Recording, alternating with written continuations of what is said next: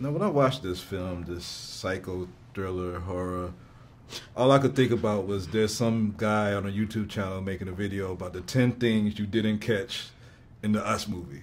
Mm-hmm. Do you do these movies just to make people have like these after conversations? Is that part of it, to have the enjoyment in the theater and then the post conversation? Is that? Yes.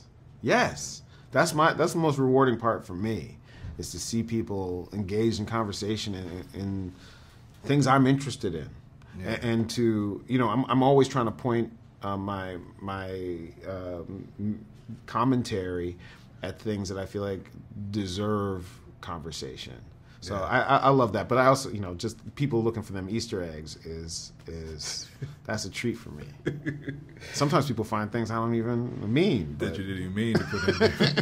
They've been happening more and more. It's like there's this black cloud hanging over us.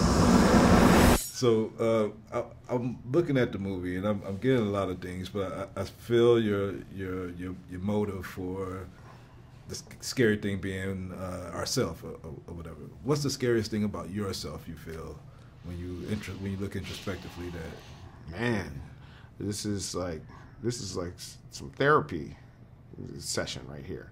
No, look, I think when I looked inward pretty early in the making of this process, is, look, I can't make this movie without asking myself that question. What are my demons? And I would have to say, you know, I've lived a privileged life of an American, grew up middle class, had an education. I've always been fed. I've always had shoes, and I've neglected I've neglected what that privilege means in terms of the people who have suffered and continue to suffer, so I could have it. Yeah. We're connected to other people. Somebody made these shoes. Yeah. You know, so I think that was the part of the message that I wanted to then apply to the us of it. You know, the United States, the nuclear family, is we have an ability to cover up what is uncomfortable for us to face about ourselves. Yeah.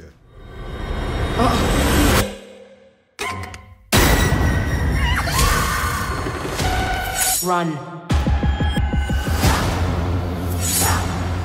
There's so many things that you leave the theater thinking about, and I don't want to ruin it for anybody. But I'm gonna say two things. You could just expound on them. One is White Rabbit, and the other one is Hands Across America. Mm-hmm.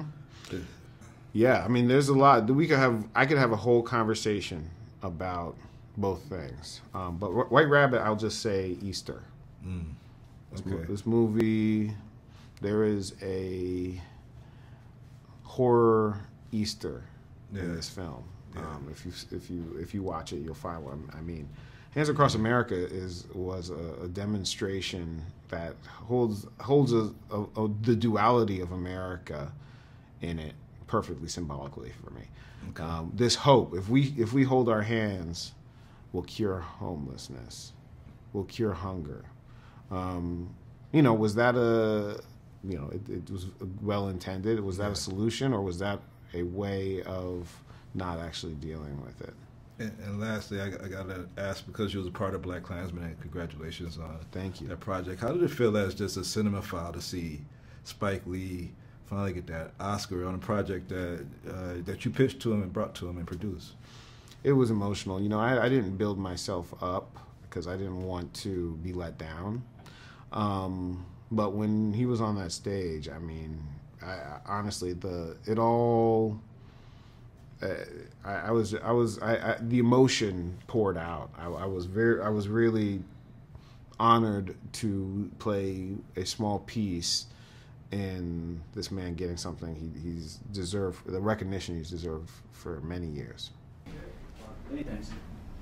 So, a world-class beauty becoming like this freaky, scary face. How did you lock down the scary? I mean, I've seen you act in so many roles, but I just didn't imagine you being so horrified. There's a lot you don't know, Jamaal. I mean, it was fun. It was really fun to play a baddie, you know. I haven't had that chance yet to play the villain and the hero of a film. Especially to play them together. It was confusing. It was a lot of hard work, but it was so much fun to create Red and to find her voice and her physicality. And what Jordan does so well is that in this story, he gives both the villain and the hero three-dimensionality. And so I really got to learn a lot and grow a lot as an artist. Even as a young actress, you've worked with so many great directors, from Marinera to Coogler to Steve McQueen, J.J. Abrams. What was unique about Jordan's process in directing, you feel?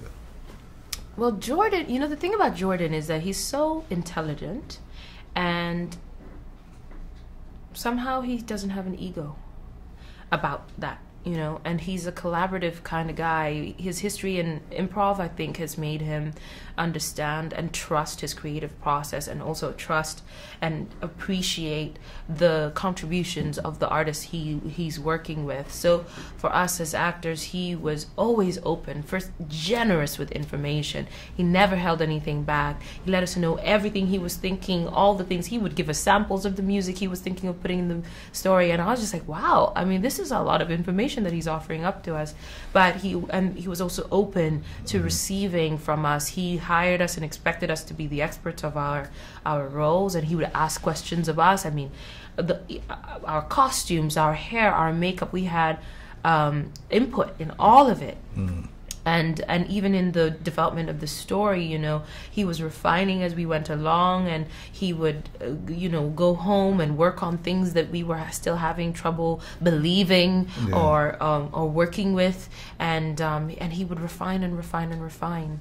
I think that's what makes him such an incredible director, and he's extremely compassionate and gentle, despite the fact that he wreaks havoc in everybody's heads.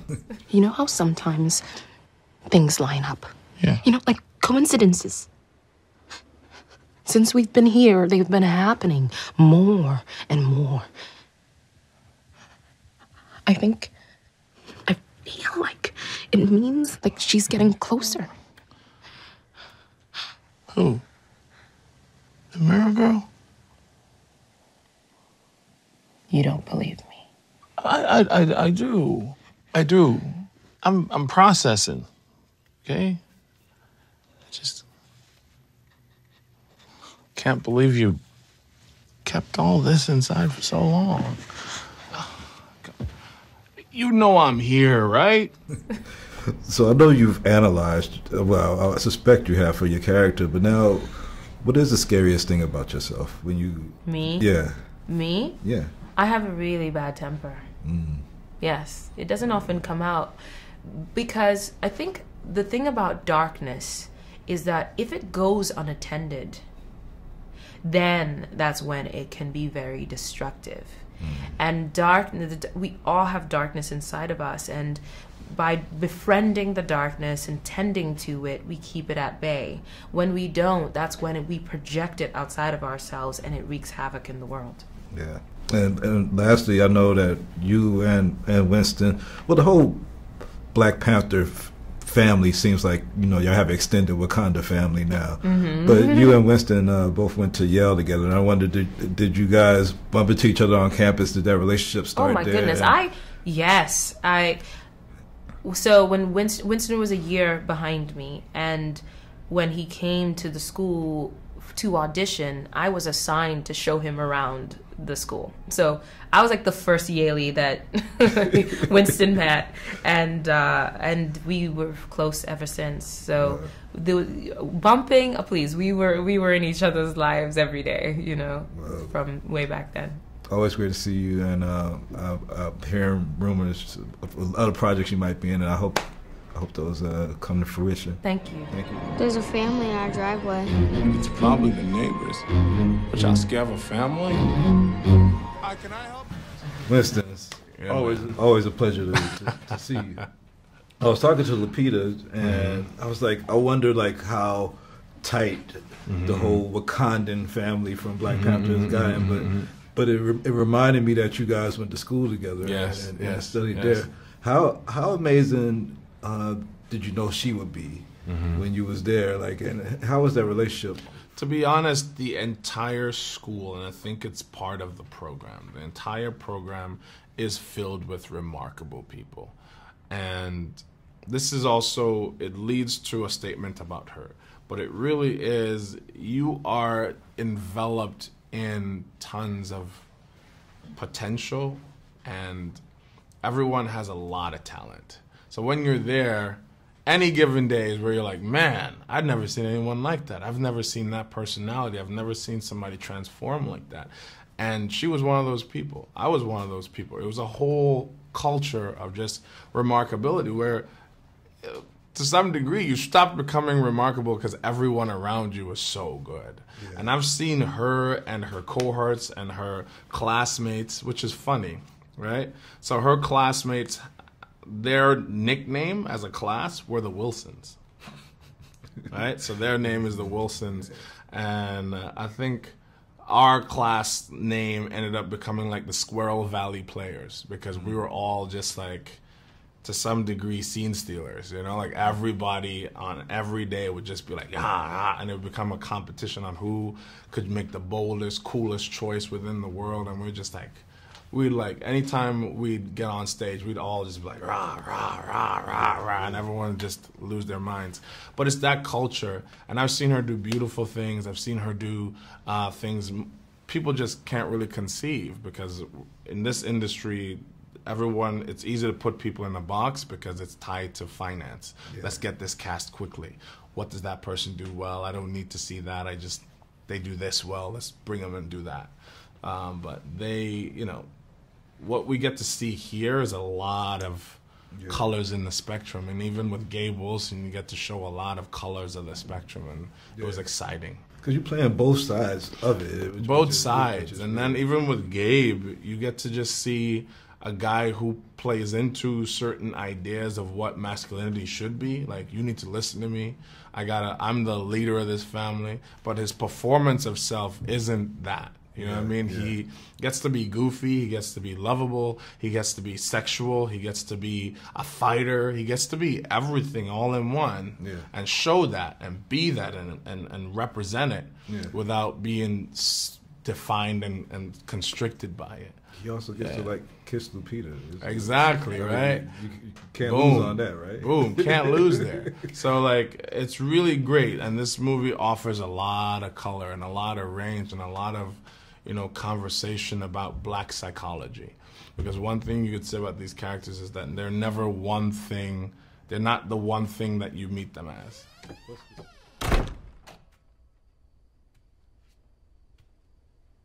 Okay, let's call the cops. I did. They're 14 minutes away. What? 14 minutes? Okay. Jason, give me the bat.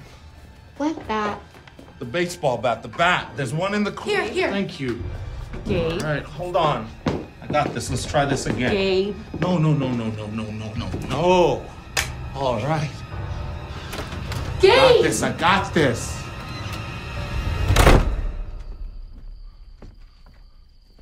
Now, I thought I already done told y'all to get off my property, okay? So if y'all want to get crazy, we can get crazy. Now, the cops are already on their way.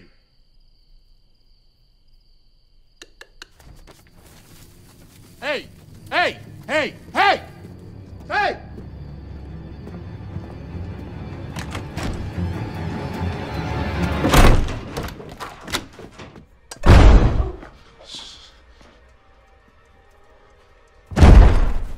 What's the scariest thing about yourself? Winston Duke? Yeah. That I couldn't live forever. No, the scariest thing about me, for me, fear kind of comes from things like living a life where you have no impact on the world, living a life where I don't get to have my voice and be attached to my brain. You know what I mean? Like someone's maybe getting Alzheimer's one day, would be the most fearful, like fear-inducing thing to me, because it means losing my memories and losing experience, which I treasure so much, you know? Can't believe how big they've got. Did you hear Gabe got a boat?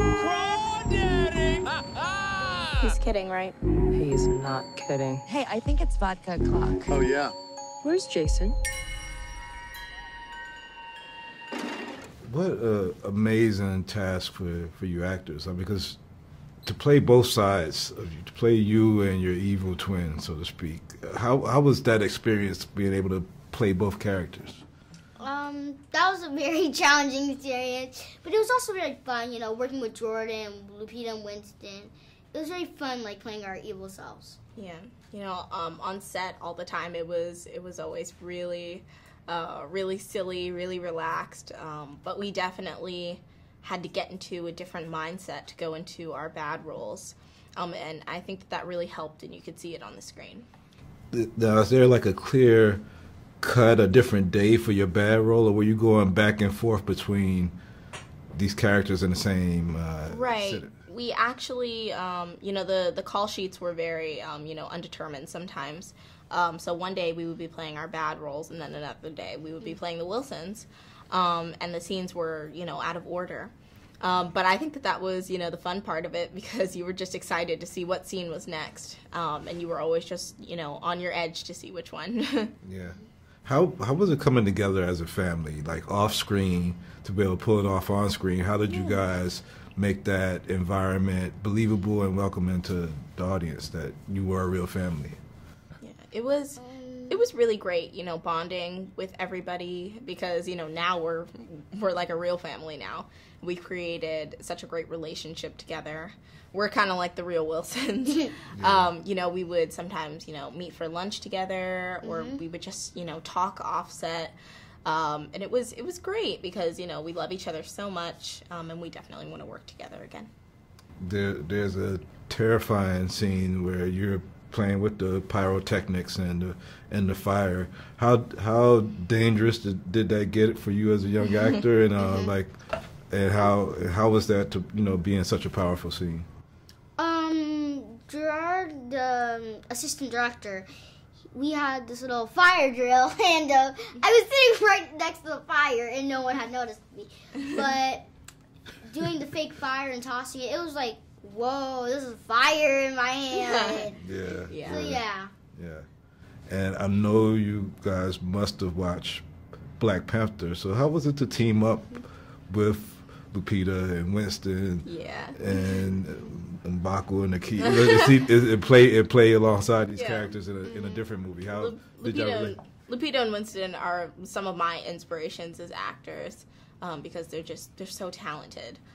So I think that I was really excited to start working with them, because they're amazing, and they're so sweet.